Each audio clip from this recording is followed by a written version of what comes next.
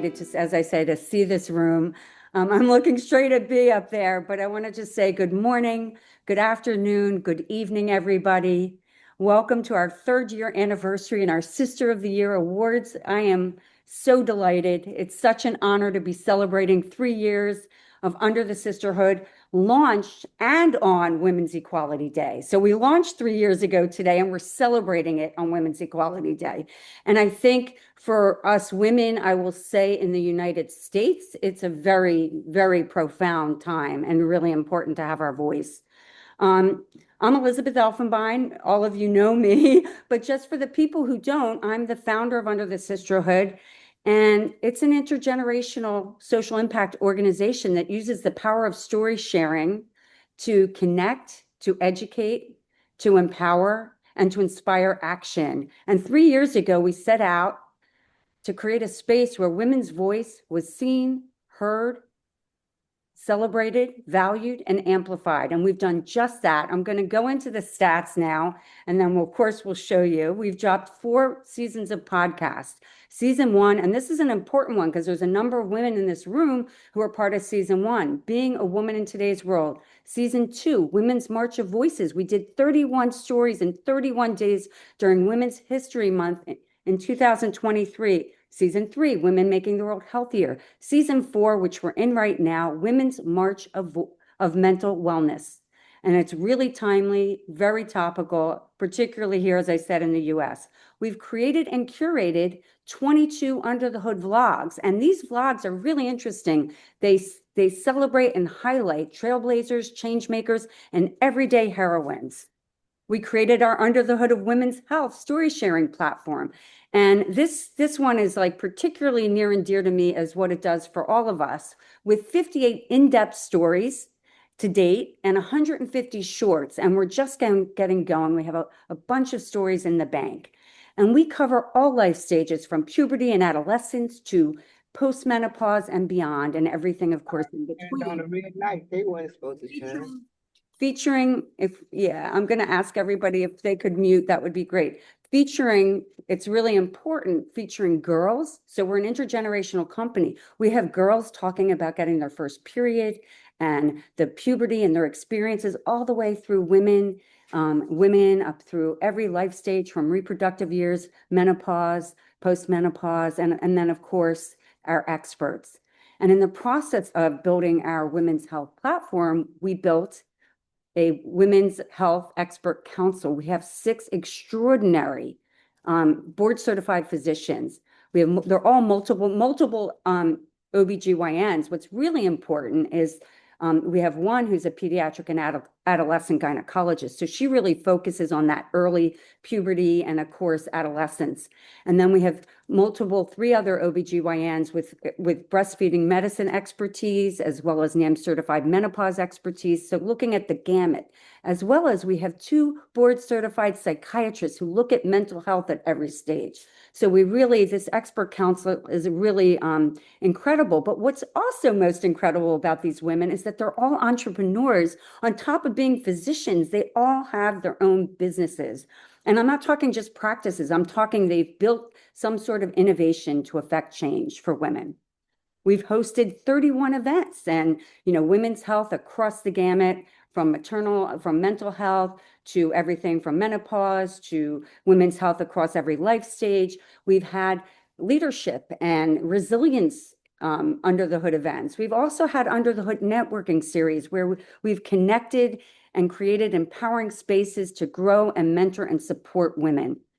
We wrote 2 insights reports. In the process, we've been asked by a lot of clients, so tell us, how do you measure stories? So we wrote 2 insights reports. We created the impact of story sharing, and we created Under the Hood of Women's Health. Women have voices and choices. And what's interesting is we used our proprietary Under the Hood Insights engine in the process. And we've signed Fortune 40 companies as well as Ivy League universities. So globally, we've reached over 200 million people. 200 million people we've reached, and we've amplified and sparked conversations around equity and really sharing women's stories.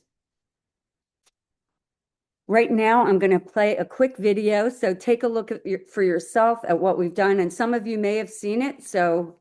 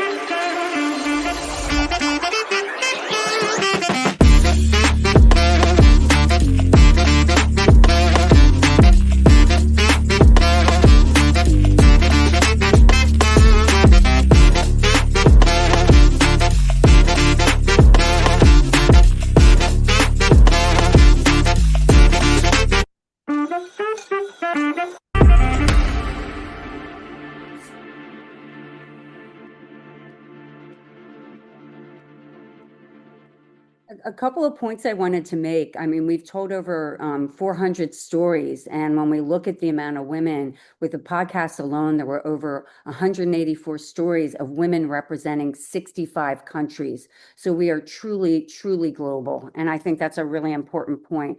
And in January, we recognized the opportunity looking at what was going on in the climate here. We launched Otherhood, our health equity agency that is partnering with clients, doing documentaries, social impact initiatives, and mission-driven branding. And we've already signed 3 clients. And our purpose is really to go into underrepresented communities and make sure they feel seen, heard, and valued in all that we create for them. And in 2023, we launched Sisterhood, our not-for-profit, with a mission to build sister leaders and sisterhoods in developing communities. And I think the beauty of this, which what I really love and is so near and dear to my heart, is the fact that a portion of our proceeds, so when we get profits from our clients, a portion of our proceeds go from both Under the Sisterhood and Otherhood Agency go to supporting and sustaining Sisterhood along with our corporate sponsors and individual donors. And so with that, I'm going to hand it over to Amy Danielson, our Executive Director of Sisterhood. Thank you, Elizabeth. Welcome, everyone. Nice to see everyone here today. So at Sisterhood, we provide health and wellness education to young girls and women in developing communities.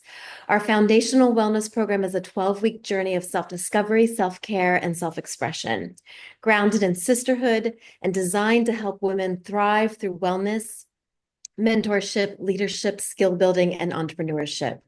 This past year has been a powerful one for Sisterhood. Together, we've grown from an idea into a movement that's making real impact for women around the world. In Liberia, we launched our first vocational training program. 25 women graduated in tailoring, culinary arts, hairdressing, and soap making, with a graduation parade throughout their village. We launched our first leadership program along with a weekly medical program, also in Liberia. In Kakuma Refugee Camp, Kenya, we completed our first 12-week wellness program with 25 women, and 5 are now moving into our mentorship program. We have trained our first Sisterhood facilitator in Ghana. We expanded our programs to Philadelphia, and we have many more opportunities on the horizon to continue to expand, grow, and build a global sisterhood.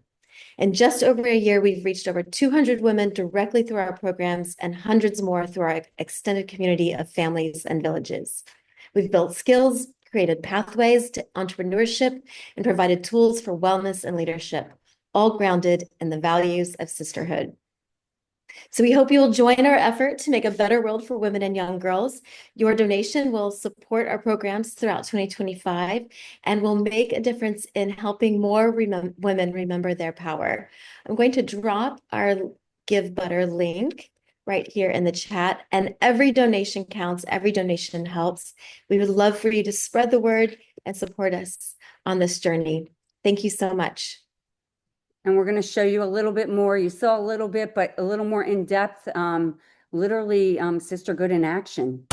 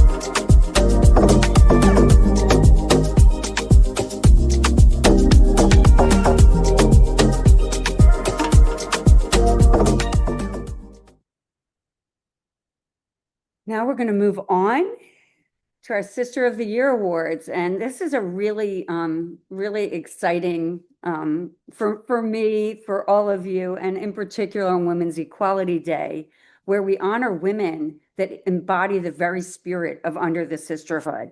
These awards celebrate women using their voices, their talents, and leadership to change the world. Year one, we had one honoree, Dr. Joanne Berger Sweeney. She's the president of Trinity College. Year two, we had three honorees, Zarifa Ghaffari for women's rights, Dr. Iris Karen Orbuck for women's health, and Ndidi Unweli for sustainability.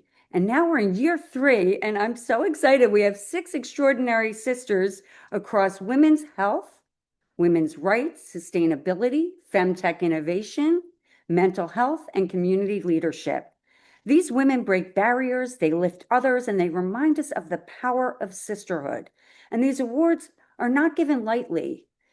They are rooted in 5 guiding principles and criteria that reflect on the ecosystem of what true sisterhood and leadership is all about. The first one being impact, and I think impact is the great first one. Has she, the sister, tangibly improved the lives of women and girls in her field or community? 2, innovation. Is she pioneering fresh thinking or approaches that push boundaries? 3, leadership. Is she a trusted voice and change maker who uplifts others while leading with integrity? Advocacy is the 4th one. Is she speaking up for equity, for justice and inclusion, especially for the underserved? And lastly, inspiration. I like starting with impact and leaving with inspiration.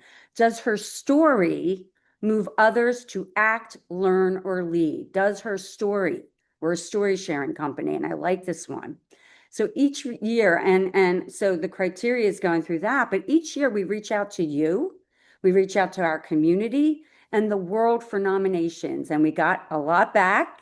And then our Under the Sisterhood team and our team of advisors then carefully reviews and votes, weighing these criteria as they look at each of the women. And I have to say, this is not an easy choice. You guys, everybody is remarkable.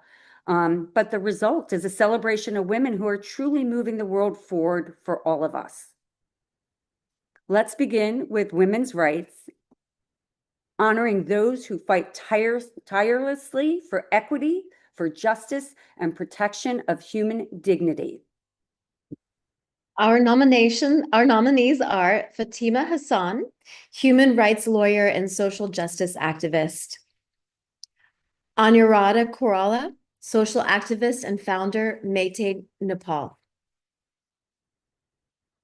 And the Sister of the Year for Women's Rights is the incredible Fatima Hassan, a fearless human rights lawyer, social justice activist, and public health champion who has dedicated her life to defending the rights and dignity of marginalized communities. As the founder of Health Justice Initiative in South Africa, Fatima has been a tireless advocate for women's rights, HIV and AIDS, treatment access, and vaccine equity, challenging powerful institutions to ensure that life-saving medicines and healthcare are not a privilege, but a fundamental right. Unfortunately, Fatima could not be with us today, but we celebrate her extraordinary contributions.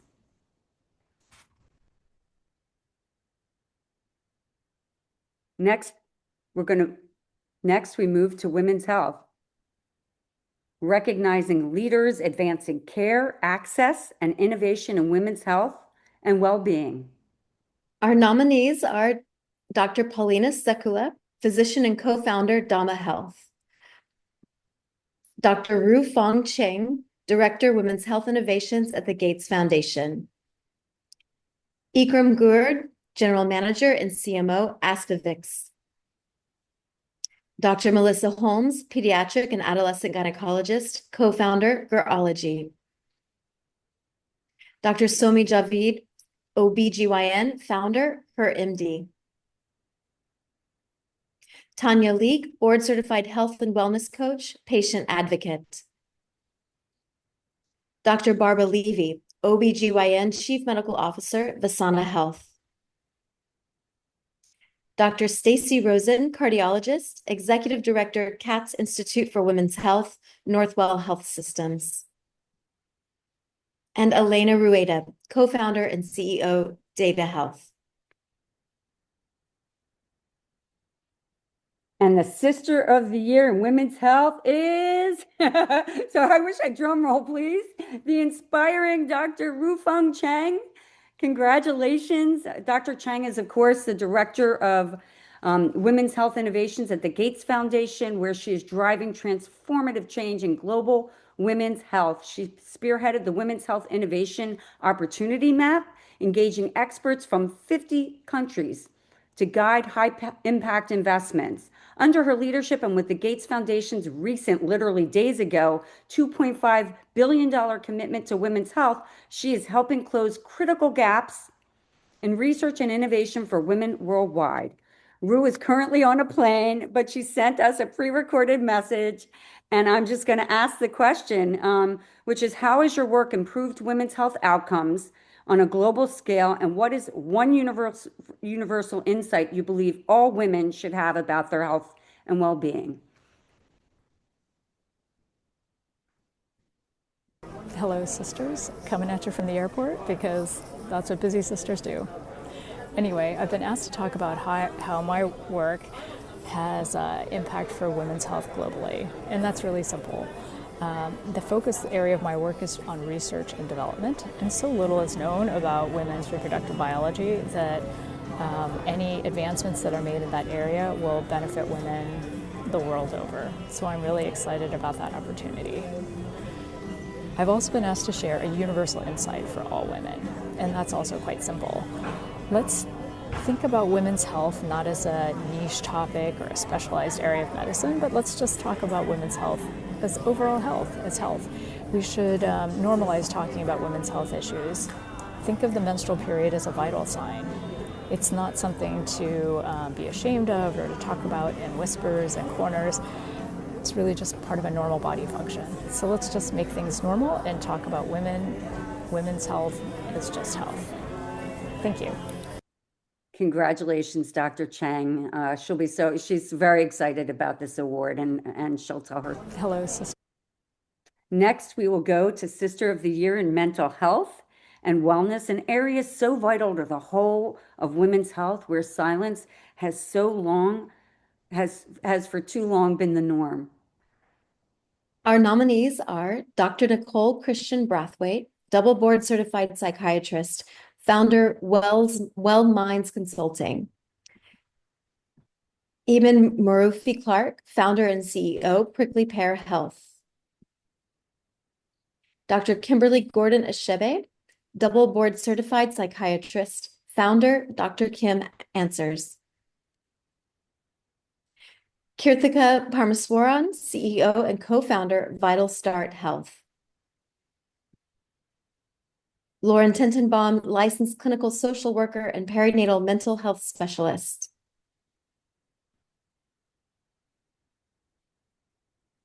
Gila Tolu, co-founder, iCar Collective. And the Sister of the Year in Mental Health and Wellness is the inspiring, drum roll please, Kirthika Parmeswaran. Kirthika is the CEO and co-founder of the groundbreaking health tech company Vital Start Health, which is redefining maternal mental health care. Inspired by her own journey, she created a patent-pending VR platform that delivers personalized, clinically guided support from preconception through postpartum. Through her leadership, Kirthika is breaking barriers, reducing stigma, and ensuring that every mother gets the mental health care she deserves. So we're gonna stop sharing and we're gonna bring Kirthika on. Thank you so much, Elizabeth. This is huge for me. And I think we've spoken many times before, but you know how passionate I feel about mental health and wellness, and especially women's and maternal mental health and wellness. So I'm really humbled and honored and absolutely elated to be an awardee, the Sister of the Year in Mental Health and Wellness. Thank you so much, Elizabeth, and Under the Sisterhood. And bravo, what you guys have done something so amazing. I mean, I am speechless. Thank You. you, Kirthika. Congratulations. I love this. I want to ask two questions. One starts with, what does being named Sister of the Year mean to you? Yeah, I did think a lot about this because I know what a big thing this is. And I've seen Elizabeth through this from the start. So, very quickly, there are three things that came to me why this is so hugely important to me and my journey through Vital Start. The first is drive. You know, there is such a huge need, such a huge unmet need right now to bring mental health and wellness and women's health and family health, and that drive, that ambition to reach every corner of the world, to be there in an equitable and affordable way is something that this award will push me even further into, really gives me that drive. The other thing is determination. You know, being a founder, a female founder, and being a mom and juggling so many different things, including no's from investors or, all the ups and downs. Drive and determination is the second one I want to add to this list, that grit and determination. And last but not the least, really, and this is something I feel genuinely from my heart, I feel this award gives me that power to change the arc of destiny if needed, to make sure that this impact is felt in the world.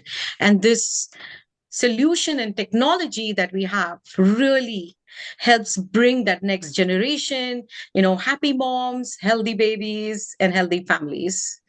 So thanks again, Under the Sisterhood and Elizabeth. I'm truly humbled right now. Thank you. Well, you're welcome. I have another question. And I love this question because it digs a little deeper. And your work supporting mothers and families in the US. What is one key insight about maternal mental health that you wish more people understood, right? And how do you work to raise an awareness and support for it? Absolutely. This is a great question, Elizabeth. My personal journey, I have been through postpartum depression. 1 month before I gave birth to my firstborn, my mom passed away, and I was really close to her. And that just hit me in ways which, I cannot even express. And I really came face to face with that lack of support, the stigma, the discrepancies in the healthcare system. And that gave birth to Vital Start through, different avenues. But the one thing that I have realized throughout, this journey and speaking with so many clients and customers is that birthing trauma. Not much is spoken about the birthing trauma or how women feel so helpless and unequipped, really, to make decisions or even to understand more about what they're getting into. And it happened to me as well. Decisions have to be made sometimes by your partner or you yourself. You're lying there, there's a green screen in front of you, and you have no clue what is happening with your body. And I think that trauma plays a big role in the postpartum and in the future. And I wish that there's more emphasis on that. We all know, CDC, the guidelines, everything talks about mental health being the number one complication in maternity. I don't think enough is done towards it or spoken about it, or is done even in terms of coverage and insurance and so on. So that, in my view, is one of the top things as a takeaway I'd like everyone to connect with. Thank you. Thank you so much for that. Yeah, I mean, my kids are older, but I will say that I had three children, two traumatic births. So that resonated with me the way you described that. And I think there's a number of women who are in maternal health who are actually in the audience who themselves could speak to that. So thank you so much for sharing that and for opening up. And congratulations again, Kirthika. This is it's incredible to see you as Sister of the Year. So congratulations. Thank you. Thank you so much. Wonderful. We're going to move on now to FemTech innovation. So next, we're celebrating FemTech innovation, and this is women who are redefining technology and science to better serve women's needs. And our nominees are Dr. Andrea Braden, OBGYN, founder, Libby. Danielle Finkelstein, co-CEO and co-founder, Unicorn in Every Stall. Malene Hegenberger, founder, Hegenberger Speculum. Mayra Hurtado, co-founder, Harmony. Rebecca Lynn Lyons, founder, Hersey. Kamola Mir, CEO, Lidovex. Dr. Aisha Pandor, CEO and co-founder, Pandora Health. Ellen Winters Robinson, co-founder, AskEllen.ai. Ida Tin, founder, Clue, coined the term FemTech. And the Sister of the Year in FemTech innovation is the incredible Dr. Aisha Pandor. Dr. Pandor is the co-founder and CEO of Pandora Health, a pioneering health tech company harnessing AI and gut microbiome intelligence to empower women managing chronic health conditions. Grounded in rigorous science and personal passion, Pandora Health offers personalized, data-driven insights that put women at the center of their wellness journeys. So we're gonna invite Dr. Pandor on. Aisha, congratulations. Thank you so much, Elizabeth. Thank you. Thank you. It's such an honor to be the recipient of this award, especially amongst such brilliant, incredible peers. So thank you very, very much. It's, I just really, really appreciate the recognition. And I think where it comes from makes it doubly, doubly exciting and honorable. So thank you very much. So I guess I don't have to ask what does being Sister of the Year mean to you, unless you want to add anything to that. Yeah, so I think maybe just to say that in my intro I said that I'm South African. I'm currently living in the US, and I come from a country. I'm incredibly fortunate to be in the US now, but I come from a country where social activism and collective activism overthrew a government that was probably one of the most evil governments of our time. And I grew up just seeing the impact that you can have when you put good people together. And I think that's what Under the Sisterhood represents. And I think that's why I'm so proud of this award. and this recognition because of the shared values that we are trying to get out to the rest of the world. I'm also just reflecting on my co-founders, some of whom are on this call, who are also brilliant women, brilliant doctors, practice medicine in the way that I think it should be practiced around the world for the benefit of all women. And hopefully that's what we're building with Pandora. But I also have brilliant allies. And Elizabeth, you spoke about the importance of male allies. My husband is my co-founder in multiple businesses. I have brilliant investors who've supported me through multiple businesses who've, helped me stand up when I felt hopeless. And so I just think, it's recognition for all of those people who help brilliant, hardworking, determined women to stand up and do the things. Mm. Ah, that is just beautifully put. So I love this next question, which is how is your innovation impacting women's lives, and what challenges in women's health and wellness are you most passionate about addressing next? So, we use AI to help women manage chronic health conditions with a gut-centric approach, but we look at gut and reproductive health. And I think an important conversation around AI is will the AI destroy us? Will it not? But regardless, how inclusive is AI and what power does it have to make healthcare and the delivery of healthcare accessible to more people and to women in particular? And so that's where I really am proud of our innovation is that we improve accessibility to quality healthcare, empathetic healthcare for women with gut and reproductive conditions. We have conversations that have happened in the shadow in the past. And Elizabeth, I've spoken a lot about my own journey with endometriosis and even being someone with a PhD, not understanding when I was diagnosed what it meant, being so ashamed and shy to speak about my experience. And so hopefully it helps to also help people know that there are others out there. There is no shame in dealing and thriving through a health condition. And it helps us to surface data so that we understand how women who deal with these conditions are different and should be treated differently. And hopefully it helps us bridge the century of healthcare where women's health has been left behind. Wow, that's so powerful. And I think, just learning, of course, about Pandora Health and just having my own curiosity about the gut microbiome and different organizations, I find it a really interesting avenue and way for women to go in and sort out their health.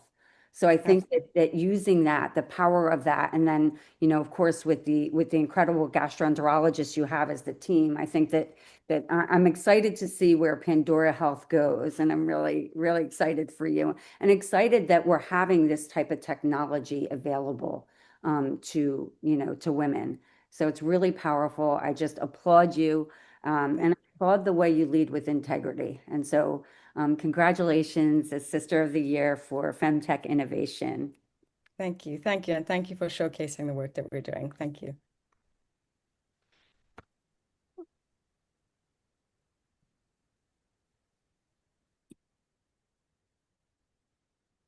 Next, we're going to move into Sister of the Year and Community Leadership. And this is about celebrating women who build spaces of belonging, empowerment, and growth. Our nominees are Tayona Bauman, CEO and founder, Positive Outlook, and Dixie Lincoln Nichols, co-founder, Life in the Pause and Pause Pod. Kate Lucio, CEO and founder, Luminary. Okay. And the Sister of the Year in Community Leadership is the inspiring Dixie Lincoln Nichols. Dixie is the co-founder of Life in the Pause and founder of the Pause Pod, a movement transforming the menopause journey and healthy aging into empowered intergenerational celebration. Dixie creates safe, nurturing spaces where women, especially Black women, can feel seen, heard, and thrive in their full authenticity. Her work elevates community care, it honors lived experience, and reclaims midlife as a time of wisdom, connection, and radical visibility. Wow, just takes it. There's so many people. Where to find you? Hello, Dixie. Congratulations. Thank you so much. Oh my God, this is so exciting. Don't know what to say, but I've got my Emmy speech here. So Sure. We'll start with what does it mean to be Sister of the Year for community leadership? Absolutely. But first of all, thank you, Elizabeth, for this platform. Thank you for creating a space to amplify the work that women are doing to help other women and young girls around the world. Thank you so much. And thank you to my two amazing fellow nominees, Tiana and Kate. You guys are lit. You are on fire, no pun intended. And I know I'm in good company. But let's get to the question. So, what does it mean? Say that, tell me again, Elizabeth, because I'm so excited What and I'm is it? so nervous. Yeah, that's good. What does it mean to be Sister of the Year in community leadership? Right. For me, this feels very personal and very communal. And I say personal because it feels like an affirmation to Mm. the journey that I've had coming from a small village of about 300 people, and the village is probably still about 300 people, and being raised by phenomenal women, both blood and women who made the covenant of care. And these women taught me and others how to exist in community, what community looked like, what it felt like. And they also taught me how to be compassionate. And so this is the root of my work where the impetus came from. And it also is what drives my belief in the wholeness and the expansiveness of well-being. And so this award reminds me that the work that I do is not it's bigger than me. It's more than me. And that I get to continue on with this legacy of care like I received when I was growing up and continue to offer that care to others and also to myself because what I saw these phenomenal women do growing up was care for everyone else and oftentimes left themselves undone.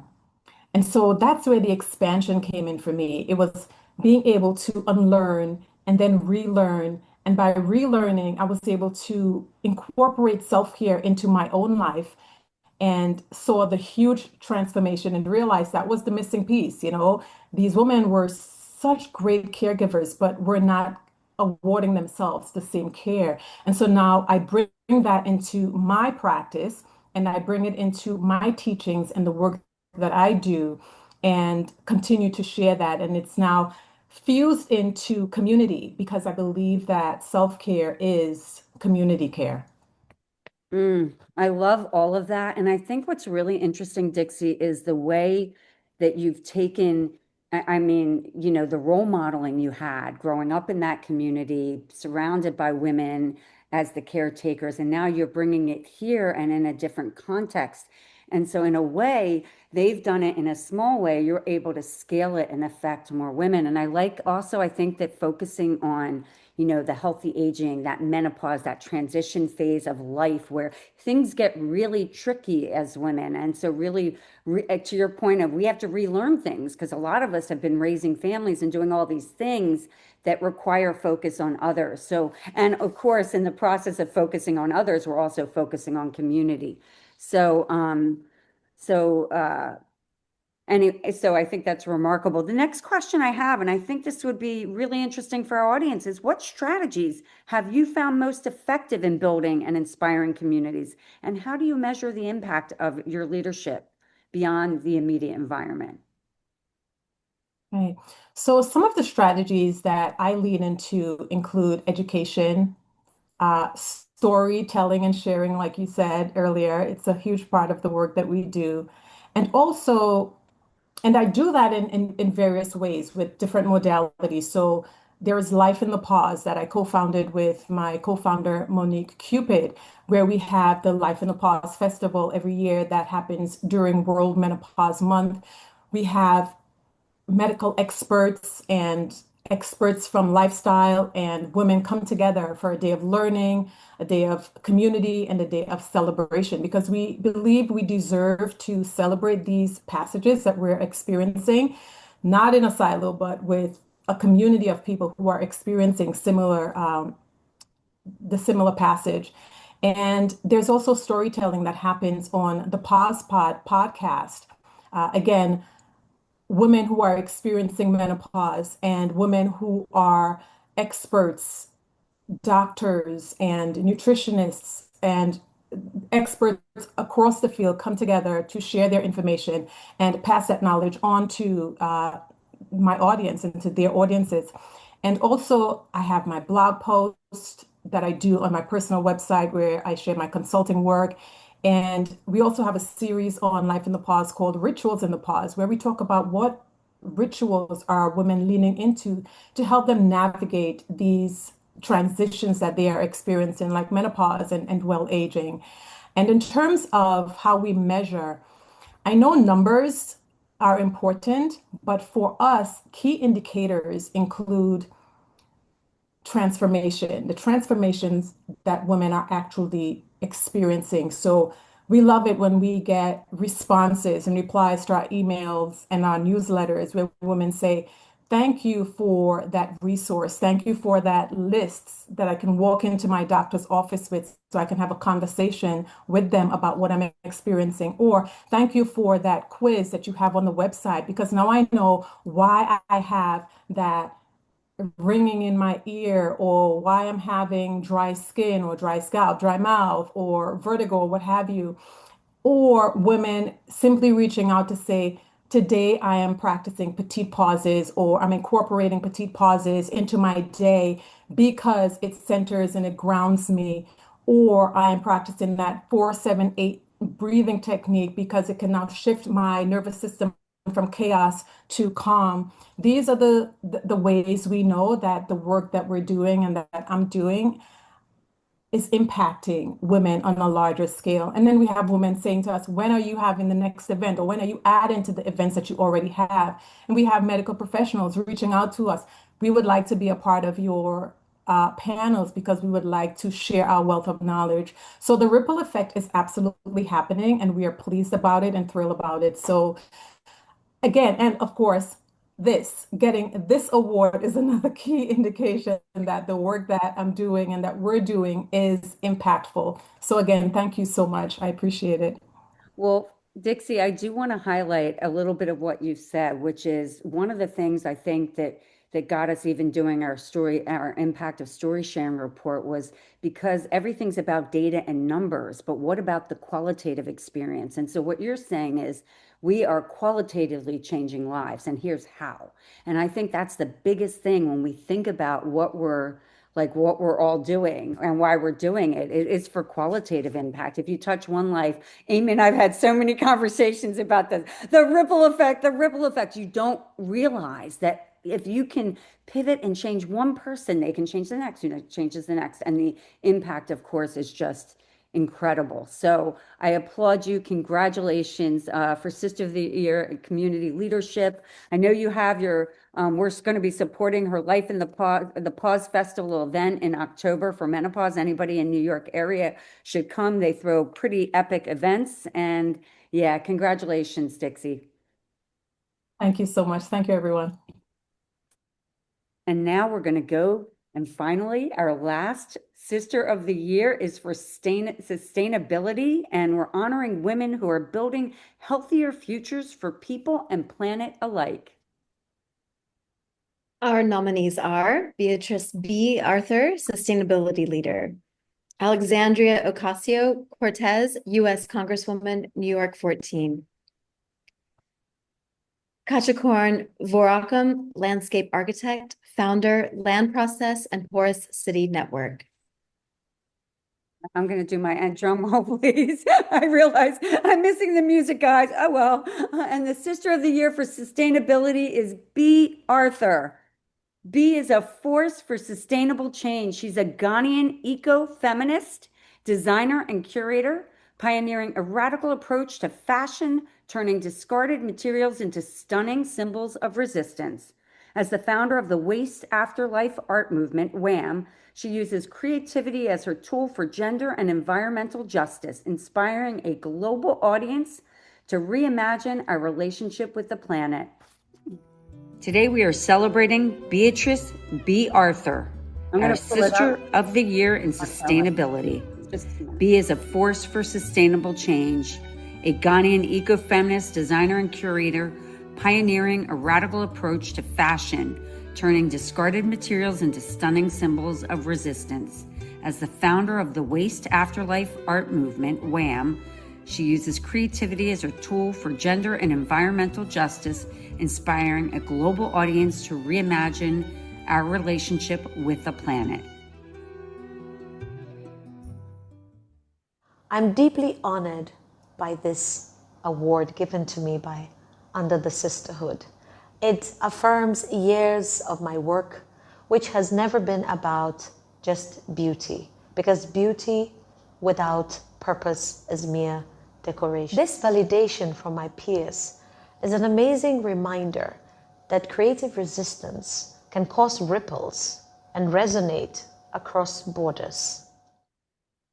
Like most ecofeminists, I have the same compulsion to do everything that I can as an eco-artist, as a creative dissident, and as an advocate for sustainability to protect the environment from destruction and pollution. Receiving an award is more than just an encouragement.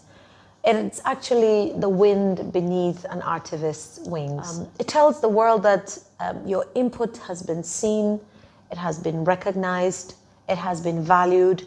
It's something that resonates across borders. Women make half of the population of the planet. Therefore, we have a right and a voice to defend it. Our creativity is not our only resource. It is also a formidable form of resistance. We must use what we have wherever we are, through art and creative artivism, to change narratives and lives for all of us, both women and men. To the young women out there, you are warriors and you're powerful. Use your creativity, your care, your courage, and every other tool available to you to protect the community and to protect the planet. Because we're waiting for B, and I'm not sure if she's going to come in. I'm going to sort of close this out, but actually maybe what we do is open up and see if anybody, she's struggling to get in. If anybody, congratulations, B. If anybody has any questions that they'd like to ask for any of our Sisters of the Year, let's open it up. And I'm hoping that we'll get one question I have a question. Wonderful. Hi, I'm Kathy Cordy. I'm Chief Growth Officer for Under the Sisterhood, and thank you for all the women that have been nominated and those who have accomplished so much. I think it's very inspiring for individuals like myself or others, especially starting out in their own projects or businesses or entrepreneur uh, ventures. How did you start, and how would you recommend or suggest or maybe give advice for people trying to grow their own brand, if you will, or their own entrepreneur? And how do you actually get people to buy into what it is you're doing? Are you asking me that question? No, of course not. Asking the ladies. Okay, who are you? Okay, I'm gonna highlight them. Any of the ladies. It's an open-ended question because I think everybody has a unique way of establishing themselves and then building their community of believers. And so that's something I'm interested in how these individuals who've definitely accomplished so much and have been recognized, how they did it. Okay, I'm just looking for. I'm not sure who's available. Yeah, Kirthika. Let me find Kirthika. Ah, perfect. You want to take it, Aisha? Yeah, I saw Dixie come onto screen. Dixie, do you want to go? I know there's another question that was directed at me as well. Do you want to go ahead? Sure, not a problem. So for me, it all started with a self-care sabbatical from my teaching position 13 years ago. There was this calling, there was this yearning and this urge to do what I felt called to do, and that was to support women. Again, after having the examples that I did, the strong, phenomenal women who were there to support and guide me, but knowing that they didn't have self-care, I wanted to lean into that when it came calling. And it took me a while to notice what it was. But once I got in attunement, I became aware. It was like awareness, acknowledging, and then taking action. And the action for me was leaving my job, going on this self-care sabbatical, and just being open, knowing that life will catch me. And so I also had to come full circle back to community and start leaning into the people who were there. So asking for help and and just trying. So reaching out, asking for help, trying, knowing and being clear about what it is you want to do, because I was very clear that I want to support women. I want to help women. I want to help women with their health and well-being for longevity and vitality. And once that was clear, then it was clear to me what I needed to do, which was, again, lean into community. Because for me, I tried doing it alone and it didn't work out so well. But when I turned to community, everything changed, right? I found my people, I found my community, my message became clearer, and the work became easier. Not easy, but just easier.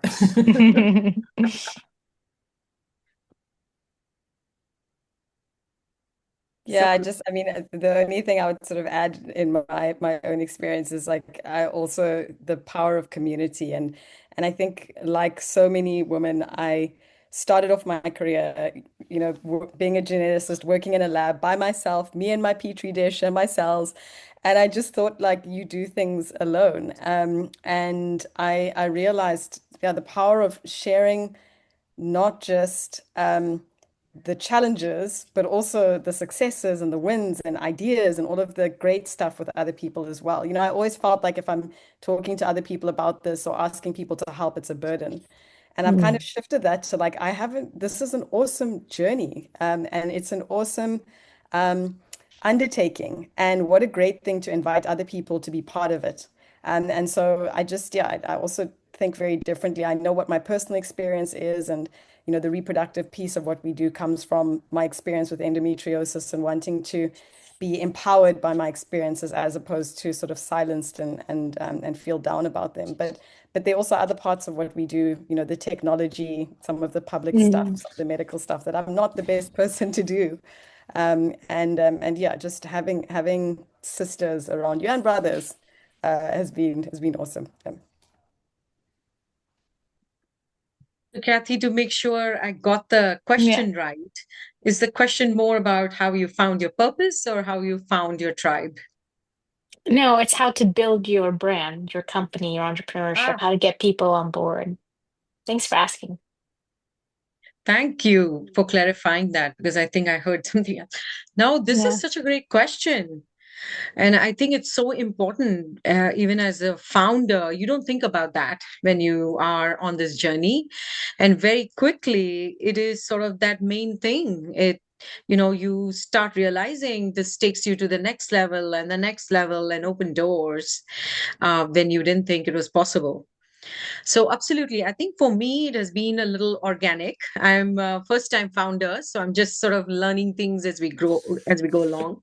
But a lot of this has come by being very active in the startup ecosystem for me and being part of these different accelerators or meeting some phenomenal founders who are there on this call as well, really learning from each other and doing something or going deeper into your area and having something insightful to share, I think matters a lot because we all in some level we all are reading things, we all are learning and growing, but when you digest that and you're able to see that in a different light, I think that's what really helps you build that brand or have that voice, because then people are listening to you. Oh, I didn't think of it this way, that kind of a thing. And then combining that with your life experiences, at least for me, it has been a lot about my life experiences and some epiphanies that I've had in my journey that has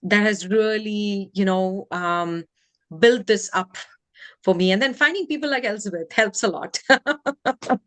Who will be there. And, Elizabeth has been an advisor for Vital Start as well. So I've learned a lot, on how one needs to be authentic and courageous at the same time and be really insightful and loving. I hope that answers this. It was a little long-winded, but that's just my personal take. Actually, there's two things I want to add to all of this. First of all, I love the being loving, because I think if you come from a place of heart. I'm looking at all these amazing women in the room. Like, yes, we have agendas, meaning we have to get through our day, we have to do certain things, but instead of look at agendas as the tasks we need to accomplish. Do good, do right, live in integrity, like be that person. And I think so the love is really meaningful. And then I think that what all of you guys do is you share your personal stories. And you know what? People buy into stories. You can go and you can try and sell your company, but if you sell your experience as a human being, I went through this and this happened and this is why I'm doing it. And I'll tell you something, interestingly, had one podcast where the woman who I was interviewing says to me at the end, there's two types of founders. There's a founder who is all about her personal journey. She had an epiphany, a personal experience. She built this to solve that problem, okay, which a lot of us did. And then there's the other founder who just has an idea, strategy they want to solve, and they go do it. So I think that, yeah, you guys are amazing. I think Bee's back on. Do we want to bring her on if we can get her on? And Maylene has a question, so maybe we can bring you in, Maylene. Sure. No, I didn't have a question. Your hand I just had a comment. Oh, a comment. Okay.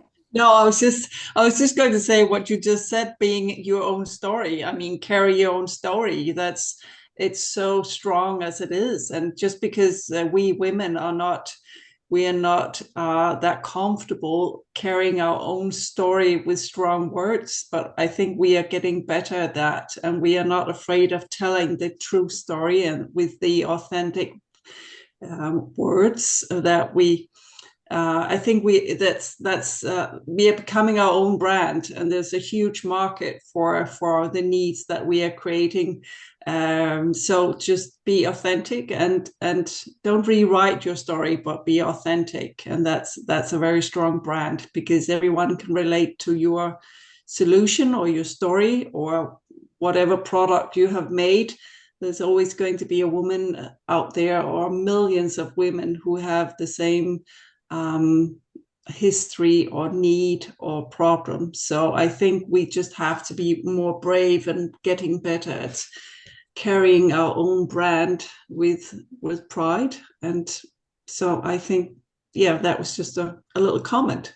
Well, thank you for that. That's great. So hopefully, I think, well, I don't want to close this out until we see if Bee's coming on. So we will, I don't know if anybody else has any more questions? I do, Elizabeth. Okay. I think it's time to put you in the spotlight. We cannot end this without you in the spotlight. So you need to join us here in the spotlight. Oh, all right. I'll add myself. Okay.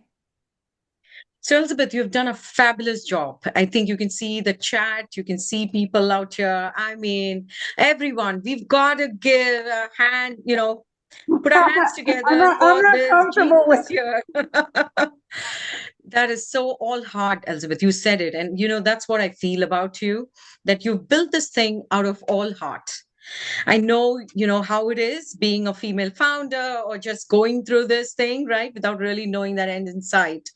But you've really accomplished so much, 3 years, and you've come so far. And the themes, that was my thing. It's very brilliant. The kind of themes, how you're weaving this in. So I thought the fitting thing would be to just pick your brain first, to give you a chance to share something about yourself. What made you start this? And the second thing is, what is that next big theme? Wow, I didn't expect this. So I'm going to be extemporaneous. I'm going to be on the other side. But what I'll say to you is, it's been a very interesting 7 years. And I went through a lot of change that I decided to make. It wasn't put on me.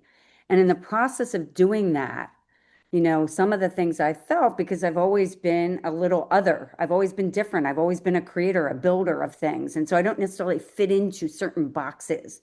And so like really feeling seen. And by the way, professionally, I always felt seen and heard. Because as a chief creative officer, my job was, I was a persona, I was on stage. However, in my personal life and in other aspects of my life, I felt very invisible. I was like the executive. I did a great job at tending to creating the perfect house, the family, all of that, but I wasn't seen or heard or really valued. And I think that, when I went through all this change, I was like, I need to do something about this. I don't know what it looks like. I came up with the name in 2019 Under the Sisterhood. I'll be very frank with you guys. It was coming from a place of underground railroad. Like I really had a different, I want a movement. I want to help women. I don't know what it is, but it was getting dark. It was too dark for me. And I'm a light person. I like to be happy and find the good and joy in things. And so one day I woke up and I was working with another startup, an age tech startup. I had left the advertising business and went to Comcast. I was working on age tech and virtual telehealth, some interesting stuff. And in doing that, I worked part-time. And one day I woke up and I'm like, I had given up my voice from the time I left advertising and I was on stages in Cannes to the time I started Under the Sisterhood. And I actually went dark and I sort of lost my voice, like not literally, but metaphorically. And I felt very like, holy cow, who am I? It was like a moment. And so I worked a lot on self-care, everything that Dixie talks about. I've been on that journey, self-discovery, that what Amy shared, the programming we do for Sisterhood. I went on that personal journey and I launched Under the Sisterhood, recognizing that if I'm feeling this way, so are hundreds, millions, thousands, and millions of women. And I'm a woman of reasonably privileged. And so I decided that I wanted to start with a podcast to get my voice back. And I knew the name, I saw the brand, and I just built the brand, and I just started literally building it. And started with season one being a woman in today's world. And my goal was to create this all-inclusive intergenerational company where everybody felt welcome, that there wasn't like, oh, we don't like you because it's just not who I am. To me, it's like, how do we lift each other up? And I know we live in a time, and now even today, it's even weirder. Like women should be coming together because of the time we're in, but we still live in a time where there's only one seat at the table. And I say that kind of metaphorically. I was writing about that in my journal this morning, thinking about the fact that, all these incredibly powerful women, if we just united and felt that, and I feel we feel that in our sisterhood, but I'm talking if we look at the outside world. So I felt compelled to do something about it. And then, we have this incredible Under the Sisterhood team, incredible team of advisors, like who are like, hey, Elizabeth, you've done healthcare for all these years. What about women's health? And Becky's on the call. Like she was a strategic advisor. And so I'm like, you know what we're going to do after we did Women's March of Voices, we're going to do Women Making the World Healthier. And we're going to go talk to women across every aspect of healthcare. And then in doing so, what happened was, what surfaced? What surfaced is all this qualitative data. The holy cow, 79 or 80 women I interviewed in the podcast, 75% represented one aspect of women's health, whether it was puberty stages, condoms, any of that, say whether it was reproductive, fertility, mental health, whether it was perimenopause, menopause. And I thought, what if we could get under the hood of women's health and look across all life stages? And I didn't want to focus on one life stage because I said, no, there is a connectivity. There's family history, a mother, a daughter, a grandmother. You look at patterns and you see what's going on in families. I know Dr. Pandor and I talked about like just having daughters like worrying about. I know I interviewed Shannon Cohn, the filmmaker of Endo What and Below the Belt. And she talks about it took her 13 years to get to diagnosis with endometriosis. And she talks about the fact that she's worried about her daughters because we need to think about that.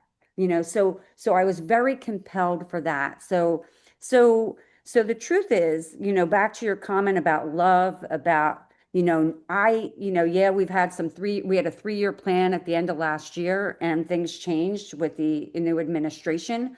So our plans changed. But what I have learned along my journey of everything I've done in my career is that just keep building, plant those seeds, plant those seeds. If I could give one message to women, plant the seeds. If it's planting your brand story, if it's planting your idea because you see an unmet need, plant the seeds. Tend to your garden, build the garden. And so I've been living in this little metaphor land. It's been wonderful. I plant my garden every day. And you know what's happening? Magical things are happening. Like unbelievable things are happening. I get to be in this room with all of these extraordinary women. And every day I speak to at least 2 to 5 women a day from various parts of the world. And Neela Khan, who's in here, she's in Pakistan right now, a psychologist who reached out to me via Instagram. Hey, I'd love to share my story. I'm like, let's set up a meeting.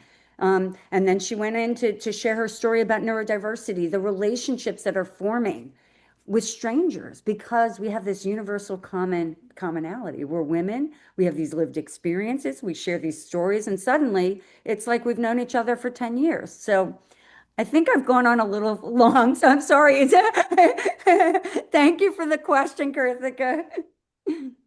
Absolutely. It was so wonderful to hear that, Elizabeth. And thank you. Thank you for everything you've created.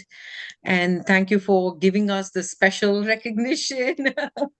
And so wonderful to be here. Oh, thank you. Thank you for the question, and thank you. I'm looking up at Hody Olympio. Hi, Hody. You have a question, and it would be great to see you. We would bring you into the room. Hello, good evening, everyone. Hello. Evening.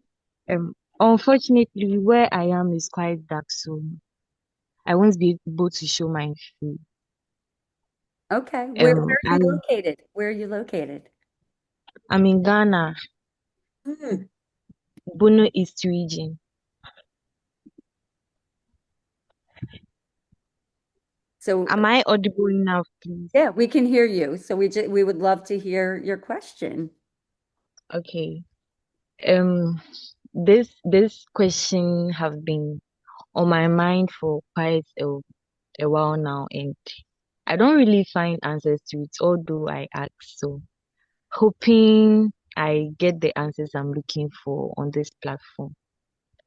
Um, Successful women on the ladder, I mean, being mentors to other women and inspirations to other women who have a home and a career.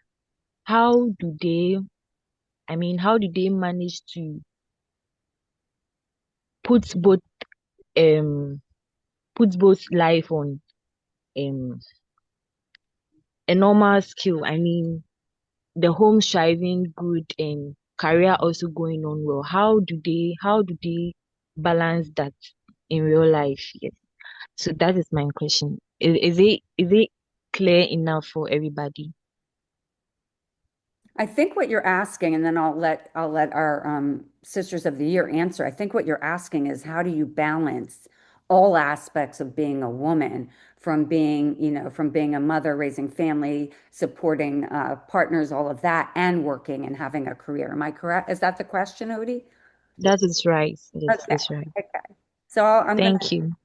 awesome. I'm gonna ask Dr. Pandor to answer first. It's such a good question, Hodian. And I think, I mean, in my case, the short answer is I don't. I try my best, but I don't, and I try and take every day as it comes.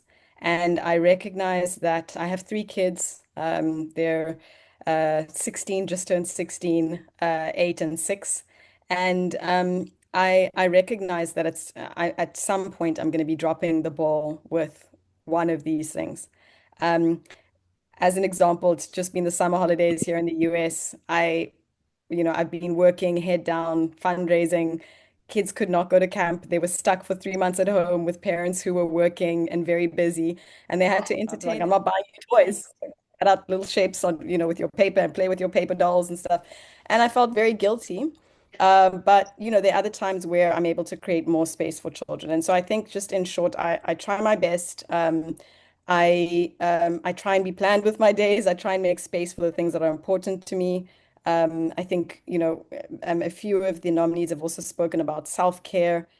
Try with the self-care as well to be strong so that I can help to take care of others.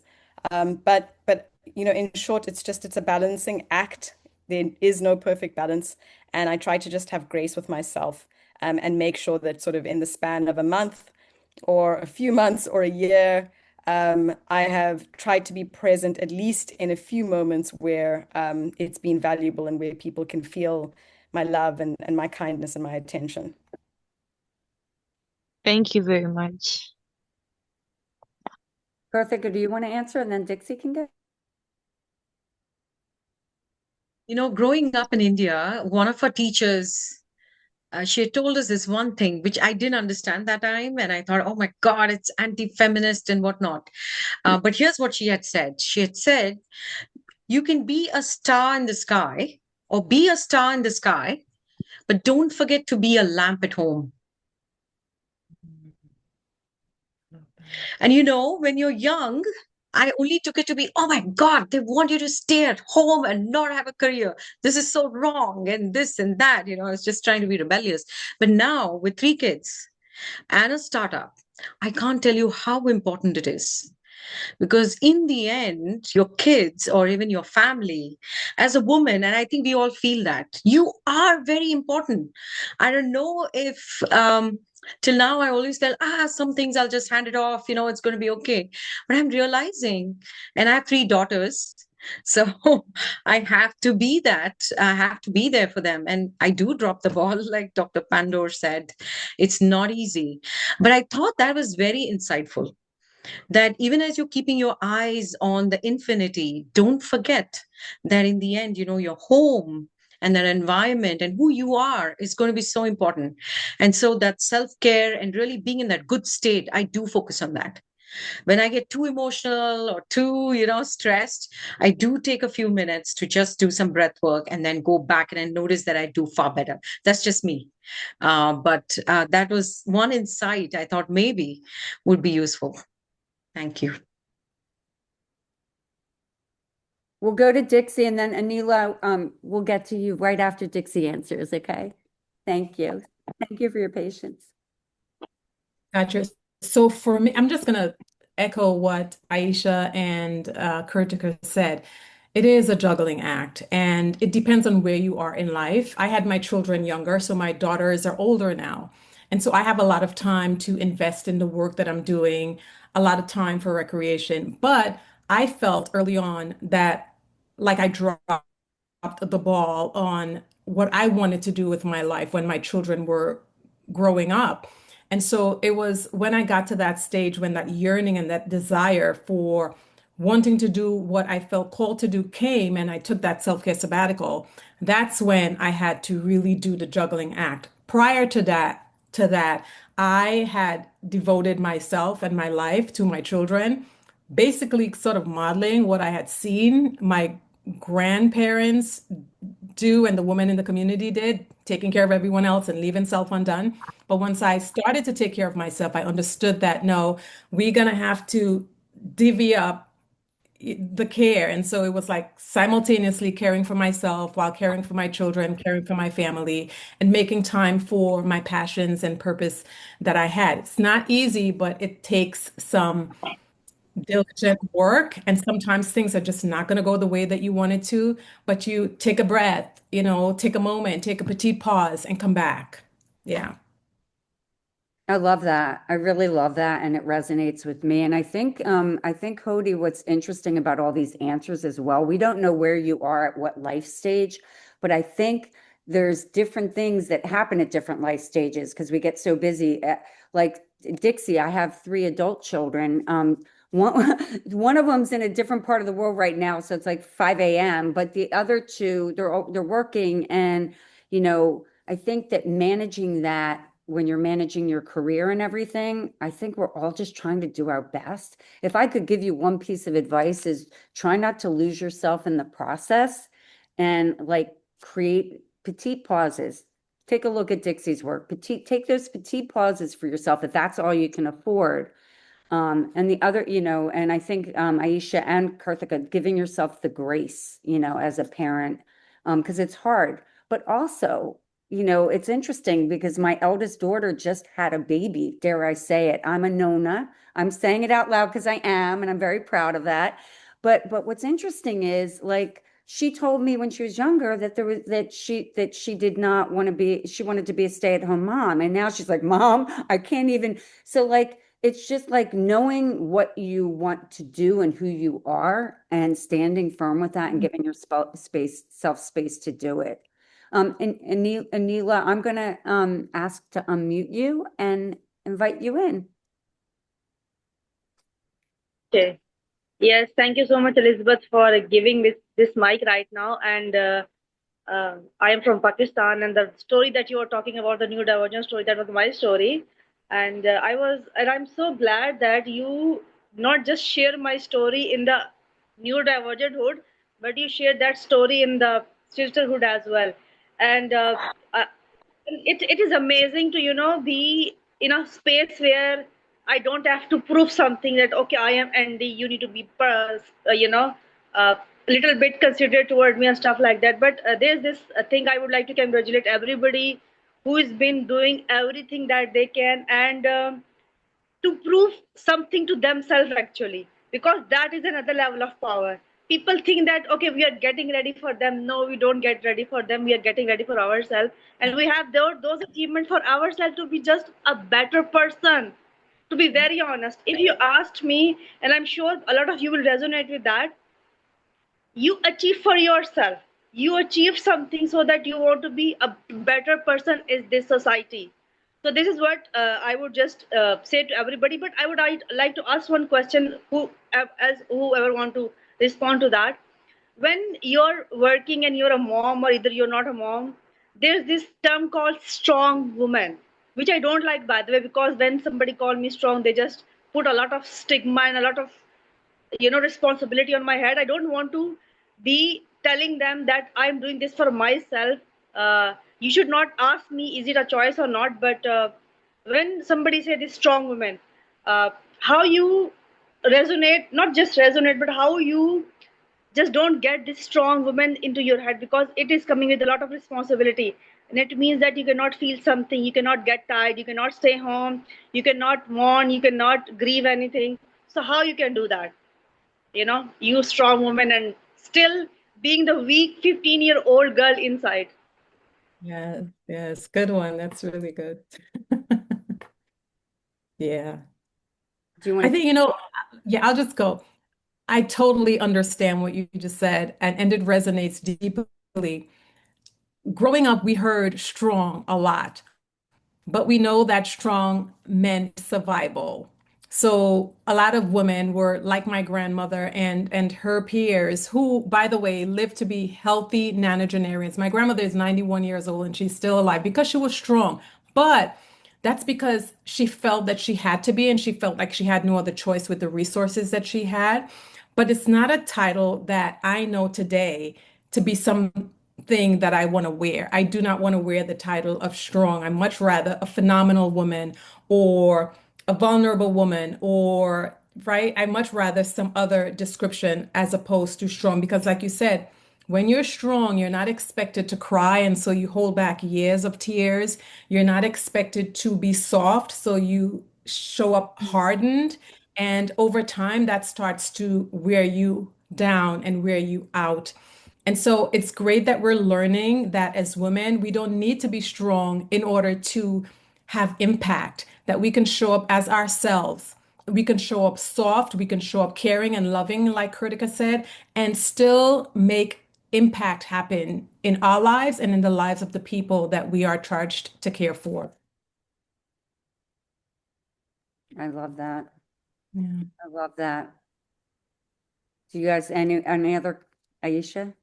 Yeah, I mean, just a tiny comment is like I think that giving these adjectives to women can be so dangerous and heavy, and I'd rather be recognized for what I do than what I and what I inherently am. Like, what are the values rather than, you're strong, because then it means if you're weak, that's a bad thing.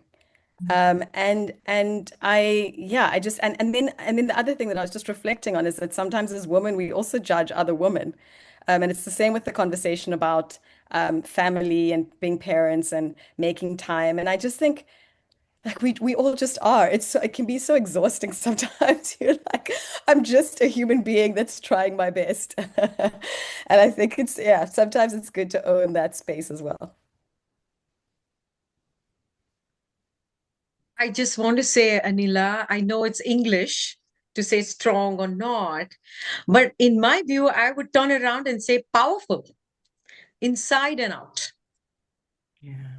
And that's what you are for all the work you're doing and your voice. So kudos to you. Yeah.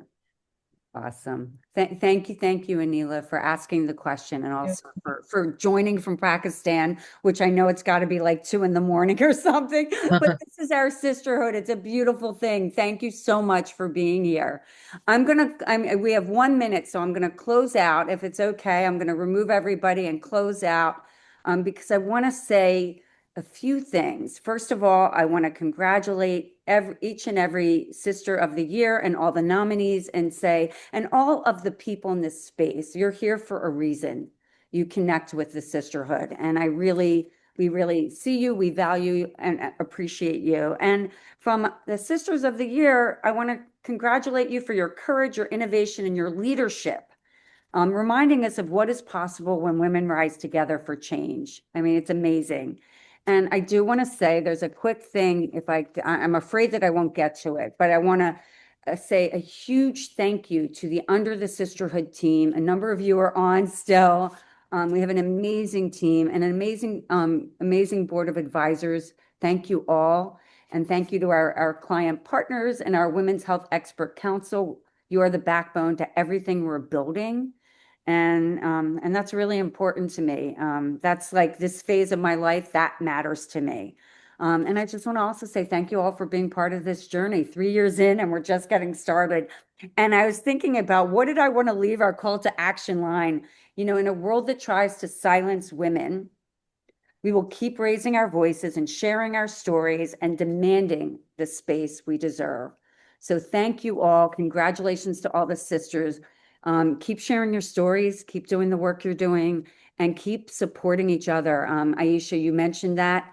Really, there's nothing better than the feeling of lifting other women. And Amy, thank you for co-hosting.